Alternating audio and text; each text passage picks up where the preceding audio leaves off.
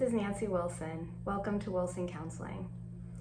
Today I want to talk about something that I think is affecting a lot of people in our society. I think it's been a problem for a long time, but because of the pandemic, people are more worn out and more likely to be burned out. So our topic for today is burnout. I feel really passionately about talking about this because I think a lot of times when people get burned out, they think it's their own fault, like it's their failure and there's something wrong with them and they're doing something wrong. But that's not really the case. Usually it's more a matter of your circumstances and you just reacting and getting worn down to your circumstances. There was a survey that was done by Indeed.com that found that 53% of Americans are reporting being burned out. I actually find that number to be really low. I think it's probably much higher than that. If you're not burned out, you're probably surrounded by people who are, and it starts to affect everybody's morale. You probably know if you're burned out. I mean, you're not wondering like, oh, am I burned out or not? You probably feel it. You feel exhausted. 3 characteristics that are often there when somebody is burned out. The first one is emotional exhaustion. You're just worn down emotionally. The second one is cynicism. And the third one is just feeling like you're not very effective, especially professionally. And so I'm going to talk about some characteristics that would fall into each of those areas. So first is emotional exhaustion. So you might be emotionally exhausted if you're having like neck pain, if you are having a lot of headaches, if you feel fatigue pretty regularly. You may also have a decrease in your appetite, a lack of motivation, like you just don't want to do anything, you're kind of over all of it. And this can often also lead to lowered immunity, and so you may be getting sick more often. Those are all parts of the emotional exhaustion that you feel if you are experiencing burnout. The second thing is cynicism.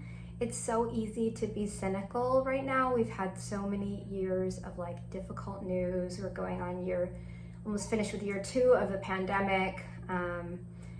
And I know for a lot of people, it's been difficult here in Houston. We had Harvey and several of the other floods before that. There's a lot of political turmoil that's been going on. So it's easy to be cynical and to feel like there's no hope, that things are not going to get better, to feel like things are just bad and they're going to continue to be bad, feeling trapped. This can be a big part of burnout. It's kind of like, well, how can I change my situation? I have this job, I need to keep the job.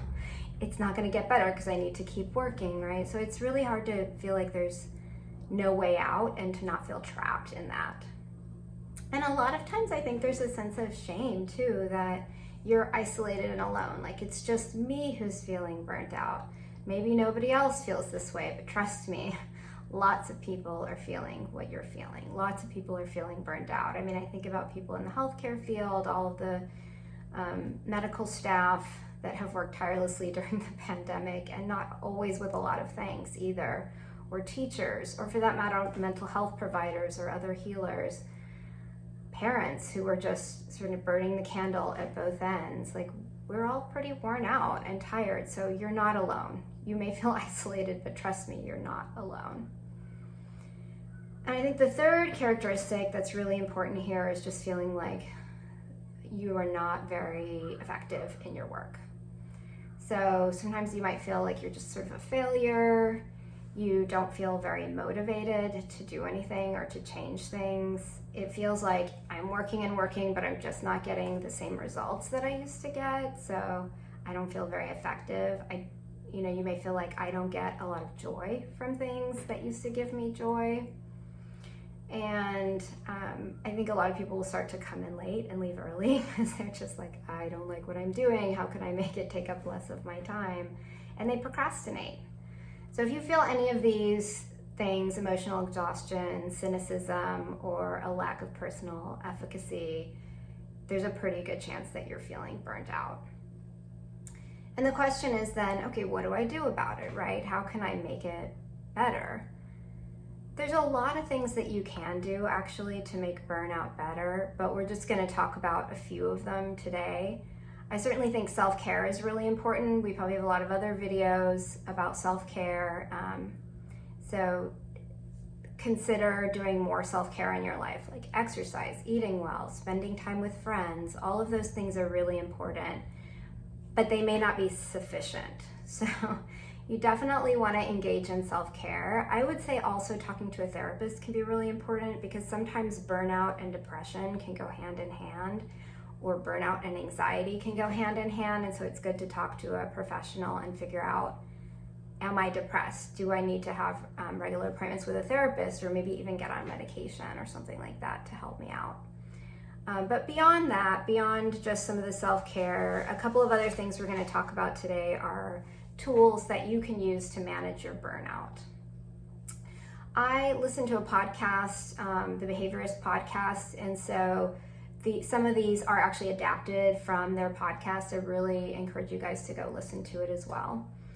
The first one is to practice loving care and self-care. So we talked a little bit about self-care already, but even within that, I want to say, I think it's important for you to know yourself, first of all, so to know when you're worn out and to know what helps you feel better. And if you don't, talking to friends or talking to a therapist can help with that.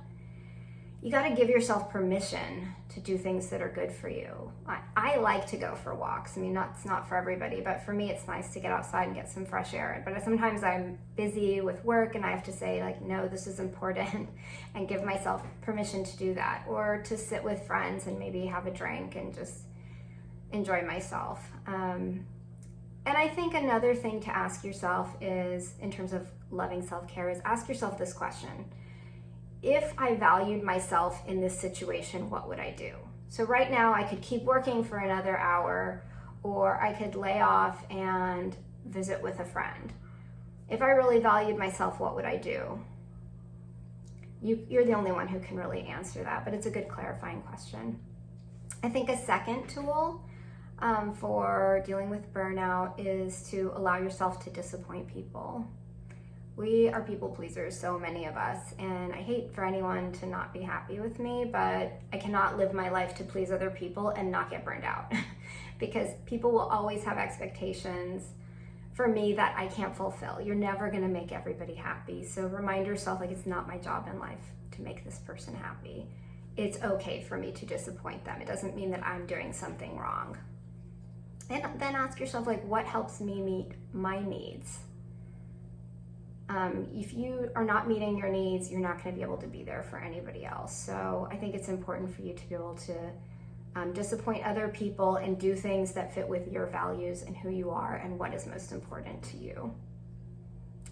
The third thing is to set appropriate expectations. This is huge when it comes to communicating well and having good relationships with people. Most of us are pretty bad at the skill of setting expectations, but you can learn to get better at it. So you want to proactively tell people what you expect and what you can do. And then the fourth thing is to be still and work on contemplation. So this could involve things like meditation, literally just like being still, maybe listening to music, doing some deep breathing. Notice in those times, what are some of the behaviors that might have led to your burnout? And don't be judgmental about it, but just sort of noticing, like, oh, maybe it didn't help that I, always said yes to that person when I was really exhausted and needed to say no and take some time for myself. And maybe next time I'll do it differently. So without any judgment, just noticing what might have led to your burnout, and then engaging in more activities that were life-giving and that really build you back up. So I think that's important. The fifth thing, and the last thing we're going to talk about today when it comes to burnout, is let people help you.